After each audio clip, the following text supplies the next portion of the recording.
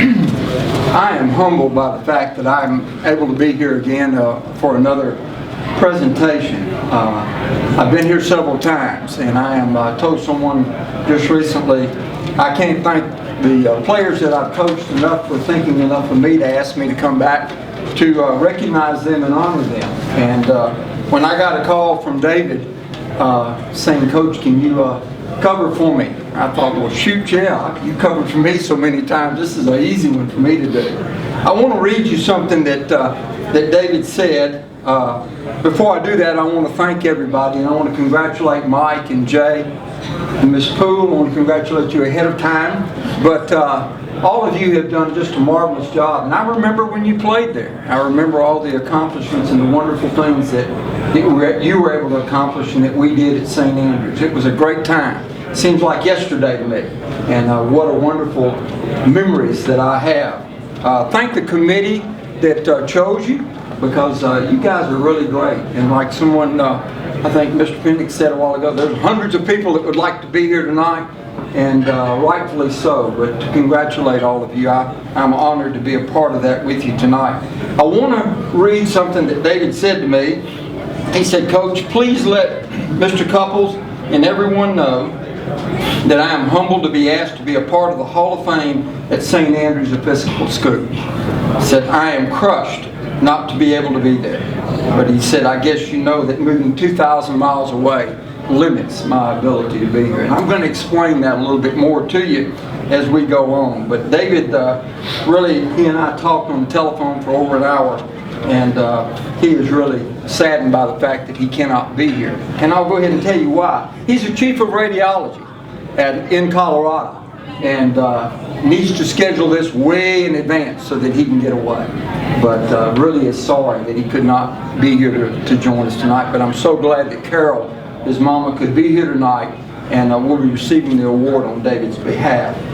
A couple of things that I wanted to tell you about David. There's so many things as there is for all of our athletes that did well. David attended St. Andrews from 1984 to 1990. He played basketball and baseball. He had to quit basketball because he got hurt. He played volleyball too, but nobody knew that. He was playing intramural volleyball and twisted his ankle. Of course, when he twisted it, it never healed properly, and playing basketball again, got on the floor and tore it up again. And of course, as a baseball coach, I said, "Son, you got to quit playing this sport. We need you." And so he said, "Well, maybe I better." And he did not participate anymore, but had a very illustrious career. He could have been would have had a great career as a basketball player, but fortunately he went ahead and played baseball for me, and we did some great things with him and having his leadership. David was a 5-year letterman. He won 3 years, 3 letters in basketball and 5 in baseball. His junior year, David received the batting award, and for a high school student to do well as David did is remarkable. He had over 550, which is a statistic that baseball players all keep up with. They want to know, well, how well did he do on your doubles, your singles, your triples, your home runs? Well, he led the team in all of those categories, and was our outstanding player that year, and was voted our team most valuable player. He was also selected in his junior year All-Metro Player of the Year, All-Metro Academic Player of the Year, All-State Academic Player. David was a remarkable athlete, but an outstanding student as well. His senior year, he earned the pitching award that year. His batting average slumped to .455, but he led the team in home runs with 17 that year. And for a school of any size, coaches understand, for a student or anybody to have 17 home runs, that's a lot. That's a whole lot, especially when you don't get to play. But we played 30 ball games. But, you know, that's 17 times he hit a home run out of 30 ball games. And sometimes there were 2 in one game, which was even better. But David did an outstanding job for us, and also won that year the pitching award. Was our outstanding pitcher. He was the go-to guy. When we needed a victory, he was there. And many a time that with that bad ankle, we'd strap him up, tape him up, and put him out on the mound and say, "Just go as long as you can." And he did that for us. He was like you, Mike. You never knew he was hurt because he didn't tell you. He just wanted the ball, wanted to play, and you can't ask for anything better out of an athlete. He was voted our most valuable player that year. His senior year, he was selected to the All-State team, All-Metro team, All-Metro Academic Player of the Year, All-State Academic. He was also selected to play in the high school All-Star baseball game, and he signed a baseball scholarship with Tulane University. Now, why is that important? David was being recruited by several schools: Mississippi State, Ole Miss, just to name a few, Stanford. His mama was telling me that the day he signed with Tulane, Stanford was on their way to get him.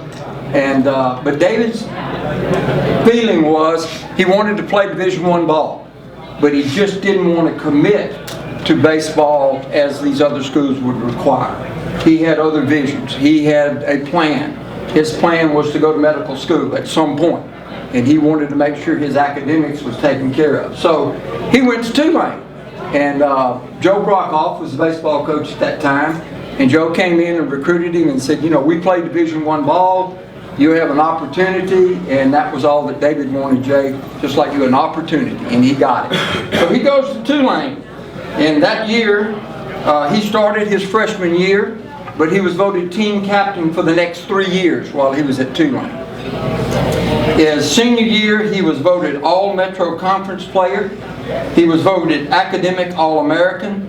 He was voted Metro Conference Academic Player of the Year and named as Tulane's Male Athlete of the Year. He was drafted the 41st round by the Philadelphia Phillies. So he had an opportunity to not only fulfill his academic dream, but now he's going to get a chance to play professional baseball. And here's a story that we'll tell you about David. We were talking one day, and he said, Coach, I'm not sure what to do. I said, what do you mean what to do? He said, well, do I go on and go to medical school, or do I play ball? I said, well, son, you only get one chance, so, you know, medical school will be there. But let me put it this way, David. You're a good enough athlete. Here's your choices. You can go on and play professional ball and enjoy the heck out of it. And if you do well, great life. Great life. And if you don't do well, go to medical school and have a great life too.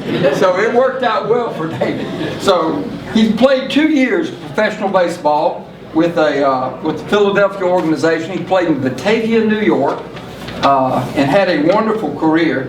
And I want to tell you about that. As I've told you, David was an outstanding baseball player for us. And we were Division IIA at the time. But David's prowess on the athletic field and on the baseball field was known for his pitching. But David was an excellent hitter.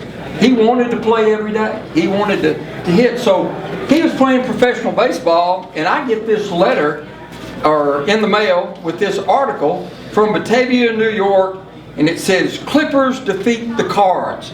And it says, Stewart's bat wins the ball game. So I brought that for you tonight because I want you to see that David did what he said. So he wins this big ball game because he goes in and the coach says bunt. David says, no, hit away. It's a base hit. And they win the ball game. But that's just the kind of guy he was. He wanted to play every day. He didn't want to play just when he was allowed to pitch. But he did a great job and had a successful career as a professional ball player.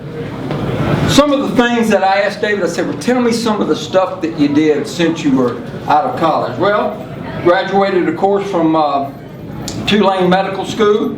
He went to residency at Georgetown University from 2001 to 2005 in radiology. He did orthopedic radiology, got a fellowship to the University of Maryland, 2005 and 6.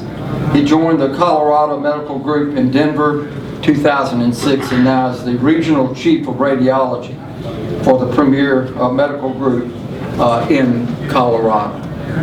He not only served us well on the athletic field, but on the academic front as well. He's married in 1999, and for those of you that know John Briggs, John was one of our other athletes. David goes to John's wedding, and they introduce David to his wife's sister, Abby. And who knows, all of a sudden they got married, and now they're married together and been married for 16 years. And they have 4 children. Lucy, who's age 12, Henry is age 11, Thomas 8, and Hudson 5. And David told me that he is now coaching baseball with Henry. and he appreciates the coaches and what we had to do. She said it's a whole different ball of wax when you're one of the parents. So I thought that was interesting for him to share that with us. I also asked David, I said, you know, St. Andrews is a great place. Tell me some of the things that you remember. Give me your fondest memory, and I want to share them with you. He said, of course, Coach, it's going to Florida on the spring holiday and spring vacations. For those of you that don't know, every spring vacation or holiday, we took the baseball team to Florida and took a week. The weather was always terrible. It rained all the time, so we go to Florida. What does it do? It rains and even colder in Florida. But we made that an annual trek, and that was always fun. And it was a bonding time for us and our parents and the players as well. He said the next biggest thing was beating Clinton High School his senior year, who was ranked number 4 in the country. Not just in Mississippi, but Clinton had a tremendous ball club. Doug Hutton was the coach there, and they were ranked number 4 nationally. And they came over to our place and said, well, we'll play you. I said, okay, we do. But we beat them. We beat them 5-3 that year. And I'll never forget, we had a play on. I don't know what happened. They threw a ball over to first base. It got away from the first baseman. And at the ball field, there's an indentation where the bullpen is. Somehow the ball rolled back down behind the bullpen. We scored 2 runs. And they had a really good outfielder. Jim, help me. Remember his name? At that time, I can't. Anyhow, he picks the ball up. And he's got a tremendous arm. And we know we're going to get thrown out at the plate, but we're on our way. He throws the ball, and what does he do? He hits the backstop right there where the bullpen is. And it falls to the Well, we're running. We're going to score some more runs. We've already got 2, so we got the 3rd run on its way. He picks it up again.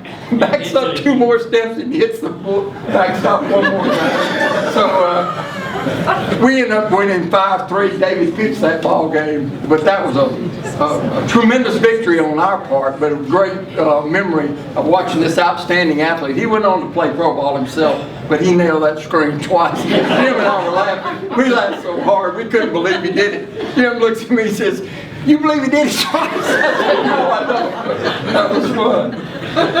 Another one of his memories was that we were 1 out, 1 pitch from winning the state championship in 1990, and we lost it. But we gave it our best that year, and we were very fortunate to be in those last games, as Mark Fanning has done many times. Buddy, I hate it for you. I know how it feels to be right there at the end, 1 pitch away, and it's in your reach and just eludes you for some reason. But you keep plugging away, because it will happen, and then it'll be on the other side of the floodgate. They'll start coming in on a regular basis. But I want to close by saying some of the greatest memories that David shared with me were, quote, the same sentiments that you've heard so far, lifelong friends and mentors. And in closing, the last thing he said is St. Andrews providing him a platform for a happy, healthy, and successful life. And that is so true. St. Andrews prepared a lot of folks for that. And it's a great place. I've been privileged to be there for 20 years as a coach. We started, as Andy did, with football. I was the first baseball coach there and coached it for 20 years. And it's a great place. I'm honored to be back with you tonight to share some fun things that we've done and to congratulate all of you winners. And I do appreciate that. Carol, if you will come forward, I would like to present you the plaque on David's behalf.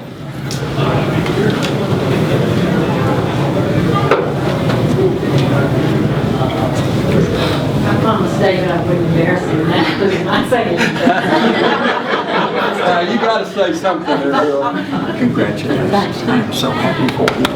Well, those happy days and happy years at St. Andrews. So Mike said it all, but I do want y'all to know the most difficult position on a baseball team is the pitcher's mother.